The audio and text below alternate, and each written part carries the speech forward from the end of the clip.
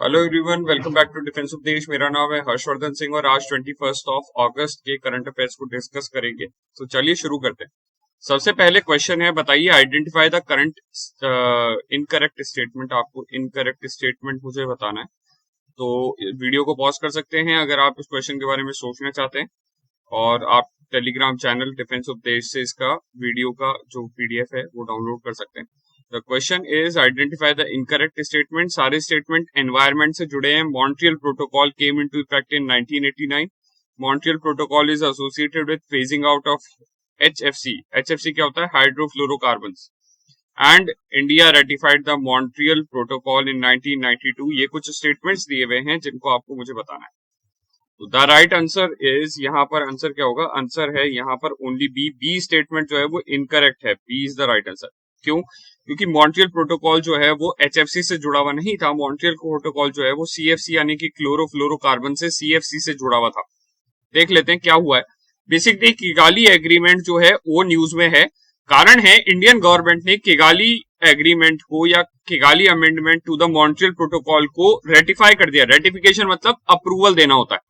तो Indian government ने, भारत सरकार ने अप्रूव कर दिया किसको? Ratification of the Kigali agreement to the Montreal protocol. यानी कि मॉन्ट्रियल समझौता जो था, मॉन्ट्रियल प्रोटोकॉल तो था, उसमें जो किगाली समझौता 2016 में जो उसमें बदलाव लाया गया था उसको भारत सरकार ने मंजूरी दे दी है। ये किस लिए है? ये इसलिए है कि जो क्लाइमेट को डैमेज करने वाले रेफ्रिजरेंट यानी कि जो फ्रिज वगैरह में यूज होने वाला हाइड्रोफ्लोरोकार्बन तत्व है, हाइड्रोफ्लोरोकार्बन जो एटम्स होते हैं, उनको पूरी तरीके से बैन करने की बात जो है वो किगाली एग्रीमेंट में की गई थी।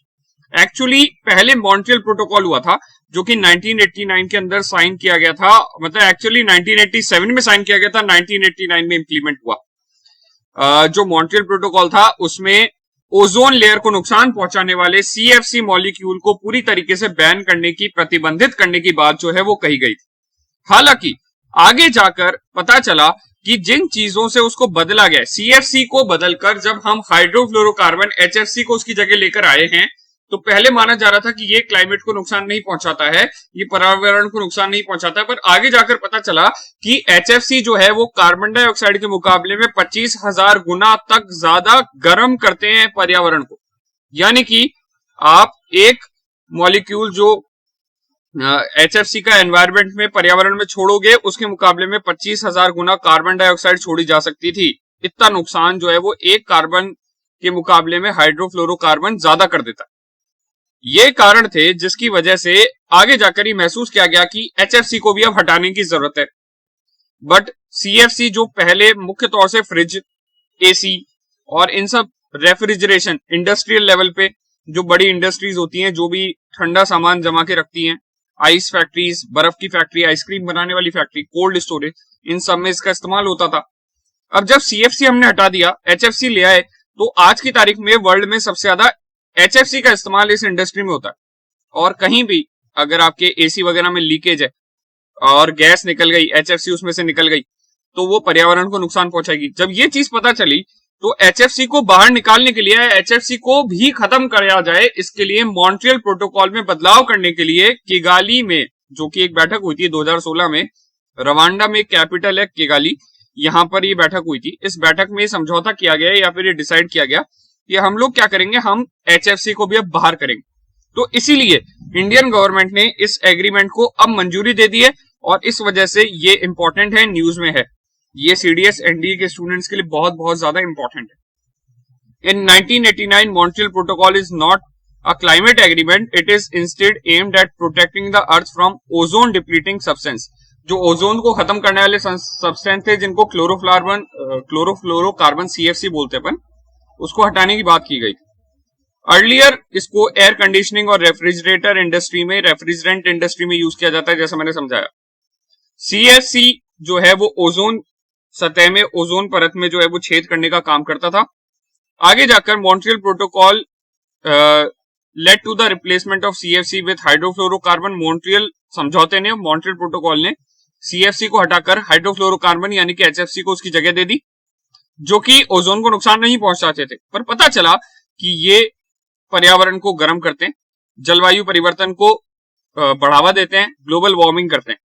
द किगाली अमेंडमेंट यानी कि किगाली समझौता जो हुआ उसने इनेबल किया the Montreal protocol to mandate the elimination of HFC as well, यानी कि जो किगाली समझौता था उसने ये कहा कि अब HFC को भी आप जो है वो हटा पाएंगे, ठीक है। And in 2016 the United states leadership 197 countries adopted amendment two phase down HFC in under the Montreal protocol in Kigali Rwanda. Kigali जो है वो रवांडा में है और ये अफ्रीका के अंदर एक देश है, वहां की राजधानी है। यहाँ जो 2016 की बैठक हुई उसमें फिर HFC को बाहर करने की बात कही गई थी। तो मॉन्ट्रियल प्रोटोकॉल क्या है, किससे जुड़ा हुआ है, किगाली एग्रीमेंट क्या है, HFC क्या होते हैं, CFC क्या होते हैं, ऐसे क्वेश्चंस आपको NDA CDS एफकेट जैसे एग्जाम्स में देखने को मिल सकते हैं। तो प्लीज इनको थोड़ा सा ध्यान रखिएगा। साइंस के हिसाब से, एनवायरमेंट के हिसाब से, ज्योग्राफी के हिसाब से, किसी भी टॉपिक से पकड़ लीजिए, इसमें से क्वेश्चन आ सकता है। करंट अफेयर्स में भी इसको मान सकते हो आप। तो ये बहुत बहुत ज्यादा इंपॉर्टेंट टॉपिक है। चलिए नेक्स्ट क्वेश्चन देखते हैं। Which of the following operation is not undertaken by RBI under the monetary policy to control inflation. इनमें से कौन सी नीति को RBI नहीं निर्धारित करती है मुद्रास्फीति यानी कि महंगाई को कंट्रोल करने के लिए, क्या नहीं करती है बताना है आपको। सोच सकते हैं, वीडियो को पॉज कर लीजिएगा। आंसर आएगा printing of new currency notes. कभी भी सरकार को अगर महंगाई को कंट्रोल करना है तो वो नए नोट नहीं छापती है। अगर महंगाई को कम करना है तो नए नोट कभी नहीं छापे जाते हैं, ये बात ध्यान रखिएगा। नए नोट छापने का मतलब होता है महंगाई को बढ़ाना। महंगाई को अगर बढ़ाना है तो नए नोट छापने, आपको कभी भी नए नोट छापने के लिए आप जो है वो इन्फ्लेशन को कंट्रोल करने के लिए, महंगाई को कंट्रोल करने के लिए नए नोट नहीं छापोगे, ठीक है। प्रिंटिंग न्यू करेंसी नोट्स जो है वो इसका ऑप्शन नहीं हो सकता। उसके अलावा ओपन मार्केट ऑपरेशन OMO जिसको बोलते हैं, CRR SLR आदि जो बैंक रेट वगैरह जो रेट होती है, रेपो रेट, रिवर्स रेट, उनको चेंज करना, बैंकों को निर्देश जारी करना कि वो और ज्यादा बाजार में लोन ना दें, इस तरीके के काम RBI करती है ताकि वो इन्फ्लेशन को, मुद्रास्फीति को कंट्रोल कर सके। बट कभी भी नए नोट नहीं छापती है। ये क्यों न्यूज में है इसको समझते हैं। सबसे पहले बात करते हैं GSAP 2.0 की। GSAP 2.0 क्या है? रिजर्व बैंक ऑफ इंडिया ने घोषणा की है कि वो बाजार में ओपन मार्केट परचेज के तौर पर गवर्नमेंट सिक्योरिटीज को, जिनको GSEC कहा जाता है, उनको बाजार में से खरीदेंगे। 25,000 करोड़ रुपए के आसपास RBI जो है वो क्या करेगी, एक्वाइजेशन प्रोग्राम चलाएगी जिसको कहा जा रहा है GSAP 2.0। यानी कि ओपन मार्केट ऑपरेशन क्या होता है? भारत में सरकार द्वारा जारी किए गए बॉन्ड। अब सरकार बॉन्ड क्यों जारी करेगी? मान लीजिए सरकार को पैसा चाहिए लोगों से, तो सरकार क्या करेगी, लोगों के पास जाएगी, कहेगी साहब मुझे थोड़ा सा पैसा चाहिए। तो आप कहोगे ओके ठीक है, क्या गारंटी आप मुझे पैसा वापस करोगे? तो गवर्नमेंट ऑफ इंडिया एक लेटर जारी करेगी कि हम आपको ये पैसा इतनी इतनी तारीख को, इतने इतने महीने बाद, इतने इतने साल बाद वापस करेंगे और उस पर ब्याज भी देंगे। इंडियन गवर्नमेंट की गारंटी से ज्यादा आप क्या चाहते हो? उससे ज्यादा तो कुछ है भी नहीं। तो इस वाली कंडीशन के अंदर आप जो है वो इंडियन गवर्नमेंट को अपना पैसा देकर वो बॉन्ड या वो सिक्योरिटी ले लोगे। ये सुरक्षित क्यों है? क्योंकि भारत सरकार द्वारा गारंटी दी गई है। किसी भी बैंक, किसी भी और संस्था के मुकाबले में भारत सरकार से ज्यादा विश्वास करने लायक कोई संस्था होती नहीं है, तो इसकी गारंटी सबसे ऊपर मानी जाती है। अब आपने मान लो 25,000 रुपए का खरीदा था, तो आप बाजार में जाएंगे तो कोई भी आपको 25,000 रुपए देकर वो कभी भी खरीद लेगा, क्योंकि भारत सरकार उसको पैसा तो देगी, वो डूबने वाली चीज तो है ही नहीं।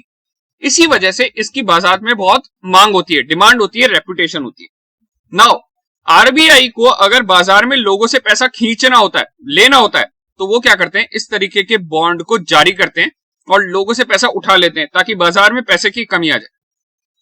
उसकी उल्टी बिनस्बत अगर RBI को पैसा बाजार में डालना होता है ताकि लोग पैसा खर्च करें, तो RBI कहेगी कि जो भी डॉक्यूमेंट आपके पास है वो डॉक्यूमेंट हमको दे दीजिए और हमसे पैसा ले जाइए ताकि आपके पास पैसा आए। आपके पास एक्स्ट्रा पैसा आएगा तो आप पैसे को खर्च करेंगे, सोना खरीदेंगे, गाड़ी खरीदेंगे। गाड़ी खरीदेंगे तो गाड़ी की डिमांड बढ़ेगी, फैक्ट्रियों में मजदूरों को नौकरी मिलेगी, रोजगार मिलेगा, वो लोग जाकर खर्चा करेंगे, वो बच्चों की फीस देंगे, तनख्वाहें देंगे, आगे जाकर जो है वो टीवी फ्रिज खरीदने की सोचेंगे तो उनकी फैक्ट्री भी चलेगी, उनमें और लोगों को रोजगार मिलेगा। तो RBI इस तरीके से ओपन मार्केट ऑपरेशन के माध्यम से बाजार में बॉन्ड जारी करके या बॉन्ड को खरीद कर जो है वो मुद्रास्फीति यानी कि इन्फ्लेशन को, बाजार में कितनी लिक्विडिटी है, कितना पैसा है, उसको कंट्रोल करने की कोशिश करती है। नाउ प्लीज रिमेंबर, बहुत आसानी से ध्यान रख लीजिएगा, ओपन मार्केट ऑपरेशन में बाजार में से बॉन्ड को खरीदना या उनको बेचना होता है। अभी इस बार RBI क्या कर रही है, ओपन मार्केट परचेज कर रही है, यानी कि 25,000 करोड़ रुपए के जो गवर्नमेंट बॉन्ड पड़े हैं ऑलरेडी बाजार में, उनको खरीद रही है और पैसे को लोगों को देगी ताकि वो जाकर पैसा खर्च करें। बाजार में जो फैक्ट्रियां, जो कारोबार बंद हो गए हैं, बाजार में जो मंदी आई थी लॉकडाउन वगैरह की वजह से, उसमें कहीं वापस से सुधार आ सके। इसको कहते हैं open market operation, open market purchase. तो आरबीआई इसको लेने वाली है और इस स्कीम को कहा जा रहा है GSAP 2.0। बहुत ज्यादा इंपॉर्टेंट है। इकोनॉमी का जो सेक्शन रहता है एनडीए में, सीडीएस में, उसमें आने के चांसेस है। द GSAC एक्वाइजेशन प्रोग्राम, जिसको GSAP कहते हैं, is basically N unconditional and structured open market operation. जैसा मैंने कहा कि OMO है, ये ओपन मार्केट ऑपरेशन है, खुले बाजार की जो है वो विनियमन है या कंट्रोल है जो आरबीआई करती है। By purchasing government securities, the RBI infuses money supply into the economy, which in turn keep the yield down and lower the borrowing cost of the government. जब आरबीआई सीधी सी बात है मार्केट में supply बढ़ाती है, government का पैसा बढ़ाती है, तो लॉन्ग टर्म में लोग गवर्नमेंट के पास में पैसा रखने की बजाय बाजार में पैसा देना पसंद करेंगे, जिसकी वजह से इंटरेस्ट रेट डाउन हो जाएगी। और जब आरबीआई पैसा लुटा रही होती है तो इंटरेस्ट आरबीआई देना नहीं चाहती, इंटरेस्ट रेट कम है, तो बाजार में पैसा देना फायदेमंद होगा गवर्नमेंट के पास रखने से। इसीलिए कोई भी पूंजीपति, कोई भी व्यापारी, कोई भी व्यक्ति जिसके पास एक्स्ट्रा पैसा है वो बाजार में निवेश करना पसंद करेगा, जिससे बाजार अच्छे से चलेगा। गवर्नमेंट को भी आसानी होती है क्योंकि इससे इंटरेस्ट रेट, ब्याज कम हो जाता है, तो गवर्नमेंट भी पैसा उठाने में सहूलियत हो पाती है गवर्नमेंट। खैर एनीवेज, इसी के साथ में आगे बढ़ते हैं। ओपन मार्केट ऑपरेशन क्या होता है, तो यहाँ पे लिखा हुआ है ओपन मार्केट ऑपरेशन में समझा चुका हूं आपको। मेनली एक तरीके से ओपन मार्केट ऑपरेशन के माध्यम से एक तरीके का ये क्वांटिटेटिव मेजर्स है जिससे मनी की सप्लाई को रेगुलेट करती है RBI. Monetary policy tool which is employed by the central bank to control the money supply in the economy. OMO are conducted by RBI by way of sale और purchase, खरीद के या बेच के government securities को, जिसको GSAC भी बोलते हैं, उसको बेच के या खरीद के इसको लगाती है। And the central bank sell GSAC to remove liquidity from the system and buy back GSAC to infuse liquidity in the system, जो मैंने भी आपको समझाया कि भाई बेचेंगे तो आरबीआई बेचेगी तो लोगों का पैसा आरबीआई के पास आ जाएगा, बाजार में से पैसे की कमी हो जाएगी, लोग फालतू खर्चा करना बंद करेंगे और वो बाजार में महंगाई को कम करने में हेल्प करेगा। वहीं जब बेचना होगा तो आरबीआई जो है वो उसको बेच देगी, लोगों से पैसा, आरबीआई उसको खरीद लेगी, लोगों को पैसा वापस कर देगी। उस वाली कंडीशन में लोगों के पास एक्स्ट्रा पैसा आ जाएगा, वो जाकर मांग करेंगे, डिमांड करेंगे, बाजार में डिमांड बढ़ेगी तो सारी चीजों का उत्पादन बढ़ने लगेगा। ये इस चीज से जुड़ा हुआ है। नेक्स्ट, इसी से जुड़ी हुई जो चीज हमें बात करनी होती है वो है गवर्नमेंट सिक्योरिटी। GSAC क्या होते हैं? GSAC is a tradable instrument, जिसको आप बेच सकते हैं, खरीद सकते हैं, लेन देन कर सकते हैं, जो गवर्नमेंट, सेंट्रल गवर्नमेंट या स्टेट गवर्नमेंट दोनों इशू कर सकती है। It acknowledge the government debt obligation, मतलब इसमें एक तरीके से साफ तौर पे लिखा होता है कि गवर्नमेंट आपको पैसा देगी। सच सिक्योरिटीज आर शॉर्ट टर्म, सीधे तौर पे ये शॉर्ट टर्म के लिए जारी की जाती हैं, जैसे 91 दिनों के लिए, 182 दिनों के लिए या 364 दिनों के लिए करी जाती है। इनको कहा जाता है शॉर्ट टर्म ट्रेजरी बिल्स, ठीक है, यूजुअली कॉल्ड ट्रेजरी बिल। और दूसरे होते हैं लॉन्ग टर्म बिल, जिनको कहा जाता है गवर्नमेंट बॉन्ड और डेटेड सिक्योरिटी, ये 1 साल से ज्यादा के लिए किए जाते हैं। तो इस तरीके से गवर्नमेंट भी अलग अलग टाइम पे इन बॉन्ड्स को इशू करती है ताकि लोगों से पैसा उठा सके। In India the central government issue both treasury bill and bonds और dated security, while state government issue bonds और dated security which are called state development loans. State development loan क्या होता है, GSAC क्या होता है, गवर्नमेंट बॉन्ड किसे कहते हैं, ट्रेजरी बिल क्या होता है, ऐसे क्वेश्चंस आपके सामने एग्जाम में आने के चांसेस रहते हैं। एनडीए सीडीएस के एग्जाम्स में ये पूछा जाता रहा है, तो आपको ये इंफॉर्मेशन होनी चाहिए। Government securities carry practically no risk of default and hence are called risk free gilt edge instrument. I hope ये आपको समझ में आएगा। अगर आपको कहीं भी कोई भी कंफ्यूजन है तो प्लीज मुझे डायरेक्टली टेलीग्राम पे भी रीच आउट कर सकते हैं। मेरी आईडी है हर्ष VS0, आप मुझे टेलीग्राम पे मैसेज कर सकते हैं। अगर आपको ये चीज नहीं समझ में आई है तो मैं आपको वैसे भी समझा सकता हूँ, मैं आपको इसको समझने में हेल्प कर सकता हूँ। आई होप आपको ये समझ में आया होगा। बहुत इंपॉर्टेंट ऑपरेशन है ये और इसमें से क्वेश्चन बनने के चांसेस रहते हैं, इसीलिए मैंने इसको इतना डिटेल में कवर किया। इकोनॉमिक वाले सेक्शन में या इकोनॉमी वाले सेक्शन में ये एनडीए सीडीएस में आने के चांसेस है, इसीलिए आपको ये चीजें पता होनी चाहिए। टर्म्स, ये शब्दों का इस्तेमाल कैसे होता है, क्या होता है, वो पता होना चाहिए। अगर फिर भी आपको कोई हेल्प चाहिए तो you can always reach out to me on Telegram, ठीक है। नाउ सीधी सी बात है, क्योंकि ये GSAC एक तरीके से प्रैक्टिकली नो रिस्क होते हैं, क्योंकि गवर्नमेंट तो डूबेगी नहीं। अगर गवर्नमेंट ही डूब गई तो देश ही डूब जाएगा, तो गवर्नमेंट से ज्यादा सिक्योर तो कोई हो नहीं सकता, इसीलिए इनको बहुत रिस्क फ्री माना जाता है। चलिए नेक्स्ट क्वेश्चन पे आते हैं। बताइएगा मोपला रिबेलियन जो है वो किस साल हुआ था? सोच लीजिए इसके बारे में। अगर आप वीडियो को पॉज करना चाहते हैं, सोचना चाहते हैं क्वेश्चन के बारे में, तो सोचने के लिए वीडियो को पॉज कर लीजिएगा। मैं आंसर बता रहा हूं, आंसर है सी। 1921 में मोपला आंदोलन, मोपला विद्रोह हुआ था। मोपला विद्रोह क्या था? मोपला रिबेलियन एक तरीके का मुस्लिम रिबेलियन था, जो कि मुख्य तौर से 1921 में हुआ था। इसको मोपला दंगे भी कहा जाता है, मोपला राइट्स भी कहा जाता है, ठीक है। एक्चुअली अभी रिसेंटली एक पॉलिटिकल लीडर हैं जिन्होंने ऐसा क्लेम किया, स्टेटमेंट दिया कि मोपला दंगे 1921 में तालिबान माइंडसेट का पहला उदाहरण है इंडिया में। हमें ऐसा क्वेश्चन तो किसी भी एग्जाम में नहीं पूछेगा, पर मोपला विद्रोह इंडियन हिस्ट्री में एक इंपॉर्टेंट इवेंट माना जाता है, तो आपको यह जरूर पता होना चाहिए किस साल हुआ था और ये मोपला है कौन। डायरेक्टली आपसे पूछ सकता है मोपला जनजाति या मोपला विद्रोह कौन से क्षेत्र से, कौन से एरिया से जुड़ा हुआ है, ऐसा कुछ भी पूछ सकता है, इसीलिए यहां पे मैंने इसको कवर किया। नाउ मोपला जो नाम है मोपिला, इसका मतलब होता है सन इन लॉ, ठीक है। मोपला शब्द से आया है ये। मलयाली स्पीकिंग मुस्लिम्स हैं और कहां पे रहते हैं? मेजरली मालाबार तट, मालाबार कोस्ट में रहते हैं, नॉर्थ केरल में। केरल के नॉर्थ वाले इलाकों में, कर्नाटका का साउथ वाला इलाका यानी कि मालाबार तट, मालाबार कोस्ट बोलते हैं जिसको, वहां पे ये मेजरली आपको मिलेंगे। तो इस तरीके से ये वाले एरिया में रहते हैं, मालाबार कोस्ट में मोपिला नाम से जो मुस्लिम कम्युनिटी रहती है उसकी बात हो रही है। 1921 के अंदर मोपिला जो किसान थे उन्होंने मालाबार वाले क्षेत्र में एक बहुत फास्ट ग्रोइंग कम्युनिटी बनाई थी, यानी कि बहुत ज्यादा तादाद में ये लोग थे वहां पे। उस टाइम पे कुछ आंदोलन ऐसे चले थे जैसे खिलाफत आंदोलन हुआ और मुस्लिम लीग का उदय वगैरह, इस तरीके की चीजें, मुस्लिम लीग का राइज। इस वजह से कुछ लीडर्स ने यहाँ पर जो है वो मोपिला जो किसान थे उनको अपने लैंडलॉर्ड जो ज्यादातर हिंदूस थे उनके खिलाफ भड़काकर यहाँ पर दंगे वंगे करवाए थे, और इस चीज को मोपिला रिवोल्ट या मोपिला विद्रोह कहा जाता है, मोपिला राइट कहा जाता है। सो मोपिला ने एक वायलेंट रिवोल्ट किया था, यानी कि इसमें बहुत लोगों की जान गई थी, वायलेंट रिबेलियन हुआ था, मोपिला रिबेलियन इसको कहा जाता है। Most of the landlords were Namboodiri Brahmins, while most of the tenants यानी कि जो खेती करने वाले किसान थे वो मोपिला मुस्लिम थे। यहां पर 10,000 से ज्यादा हिंदुओं को या लैंडलॉर्ड्स को एक्चुअली मारा गया था, मंदिर वगैरह पे हमले हुए थे। 1921 के अंदर अंग्रेजों ने इसको क्रश कर दिया, यानी कि पूरी तरीके से दबा दिया था, जिसके लिए एक स्पेशल बटालियन रेज की गई थी, Malabar special force. In November 1921, 67 Mopla prisoners were killed when they were being transported in a closed freight wagon from Tirur to the central prison and Pondanur. तो पोंडनूर के जो जेल थी वहां ले जाते वक्त 67 प्रिजनर्स की दम घुटने से मौत हो गई थी, and this is known as wagon tragedy. तो इसमें से मोपिला रिबेलियन या वैगन ट्रेजेडी ये दोनों कब हुए थे, ऐसा कुछ क्वेश्चन बन सकता है एग्जाम में, अपकमिंग एग्जाम में।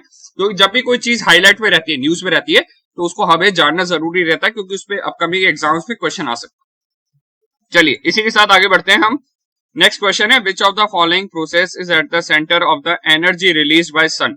सन की एनर्जी का, सूर्य की एनर्जी का मुख्य स्रोत इनमें से क्या है? Nuclear fusion, nebula, black hole या फिर न्यूक्लियर फिजन। इस तरीके से ऑप्शन है आपके पास में, सोच लीजिए। आंसर आएगा न्यूक्लियर फ्यूजन। न्यूक्लियर फ्यूजन का मतलब होता है नाभिकीय संलयन।